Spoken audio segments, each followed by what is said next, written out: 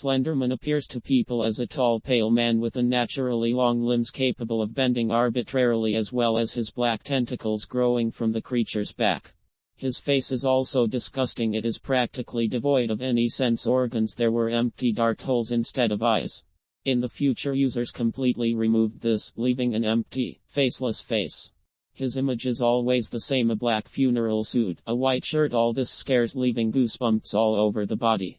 But first of all, Slenderman is a kidnapper who takes children and takes them to an unknown void where no one will ever find them. Another terrifying feature is the uncertainty of his actions, that is, why does he kidnap people? In particular, children and adolescents. There are many theories telling about why he is doing this. They all start from quite adequate and end with terrible things that you don't even want to talk about. One of them says that Slenderman impales kidnapped people on the tops of trees. Slenderman is an excellent telepath despite the absence of any organs on his face. He is able to erase, overwrite and manipulate people's memories as well as themselves, using them almost as puppets. Another rule of his appearance. A few days before the abduction of any child, he showed nightmares with himself. He can also feel when a conversation is started about him. And if possible, it takes them. The abilities are not limited to this and extend to his limbs and appendages sticking out of his back. He can lengthen his body, arms, manipulate appendages, and create new ones. And his appearance was accompanied by a thick, impenetrable fog, as if he limited the escape routes to his victim, thereby hiding all the events taking place there. Well, so that other people don't come to their aid. The cult of Slenderman grew to such an extent that people began to make sacrifices to him in order to appease the pale man. One of them happened in Waukesha County, where on May 31, 2014, two friends lured their classmate into the woods, after which they inflicted 19 stab wounds. The friend managed to survive. She reached the nearest trail, where she was rescued by a passing cyclist. The victim's name was Peyton Leitner. After the incident, she spent 6 days in the hospital, and at the end of treatment, she returned to school again. The girls who inflicted injuries justified their act by trying to please a subtle person, having learned about him through the internet. It turned out that the girls were diagnosed with a mental illness. They did it to protect their relatives. Author Eric Knudsen said in an interview that he sincerely sympathizes with the victim. The girlfriends were tried as adults, giving them 65 years of imprisonment.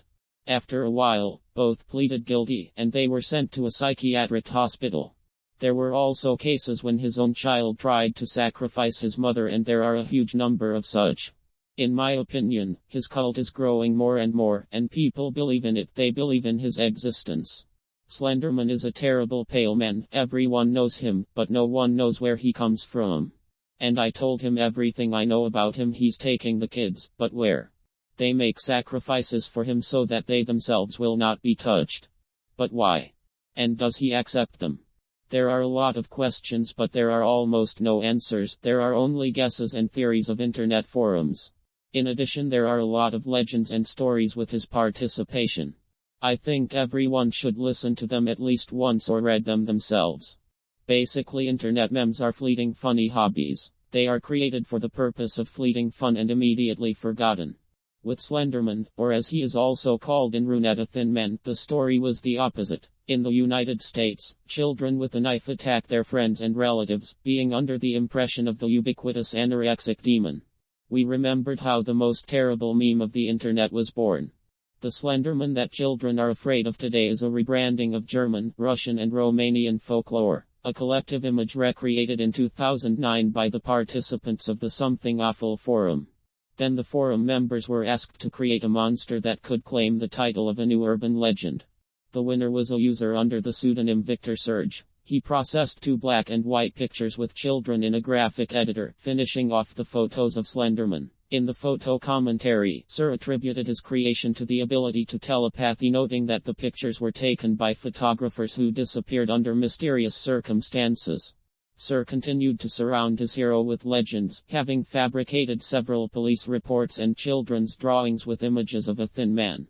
Slenderman quickly left the limits of the Something Awful forum, starting to conquer the internet. Even at the stage of creating a monster, there were heated discussions on Something Awful about where the image of a thin man came from. Someone pointed out a certain resemblance to the character of German fairy tales, the tall man der Groman, a faceless scarecrow, who frightened hooligans.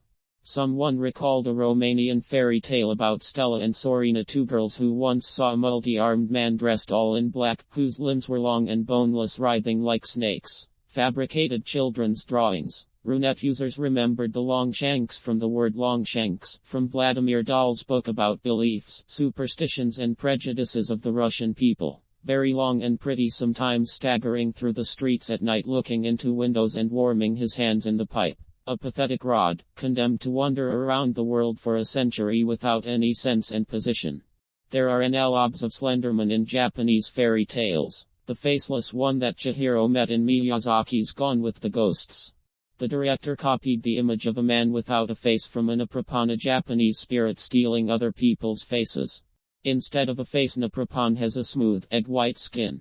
The creature lives on the roadsides and in the thickets of the forest, hiding away from villages. In 1994, The New Yorker magazine published Stephen King's short story The Man in the Black Suit, a fictional story about how in 1914 an old man met the devil in the vicinity of a forest near the town of Castle Rock. Sir in turn stated that Slenderman was a character created by him, and the prototype for visualization was the film Phantasm by American director Don Coscarelli.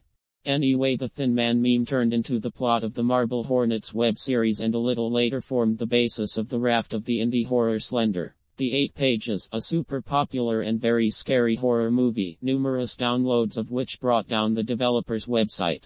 How to call Slenderman.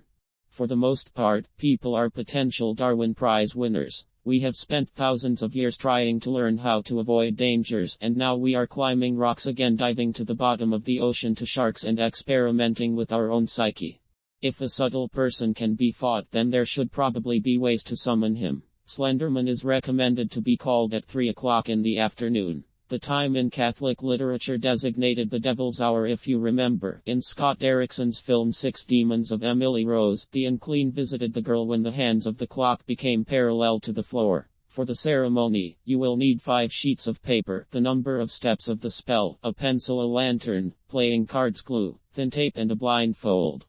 Find a multi-story building with an elevator, go up to the last floor of the building, turn on the lantern and spread out the sheets in front of you. Draw a tree on the first of them, a face on the second, glue any card of the peak suit to the third, draw yourself on the 4th sheet. Here it is very important to finish the distinctive sign that characterizes you. Beard, red hat, glasses, etc. They say even a small detail in clothing is enough. On the last floor, draw a multi-story building. The number of floors should coincide with the real building in which you are located. Hang a tree drawing on the 1st floor, a face on the 2nd, a peak map on the 3rd, a self-portrait on the 4th, and a high-rise building on the 5th.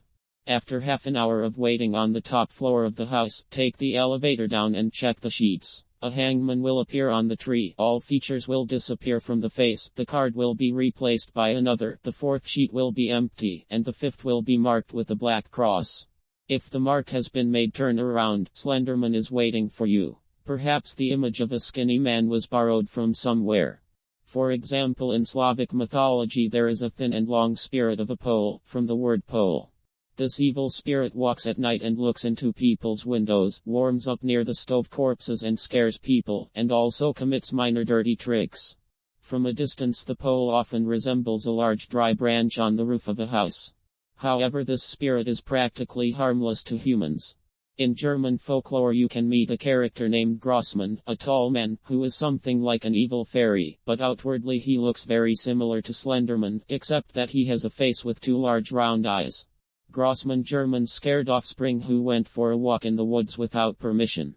According to myths and legends, a tall man lived in the Black Forest and dragged naughty children into the wilds of the forest, where he devoured them. And in Japanese myths there are Naprapans, tall supernatural creatures whose faces turned into smooth purple balls at night.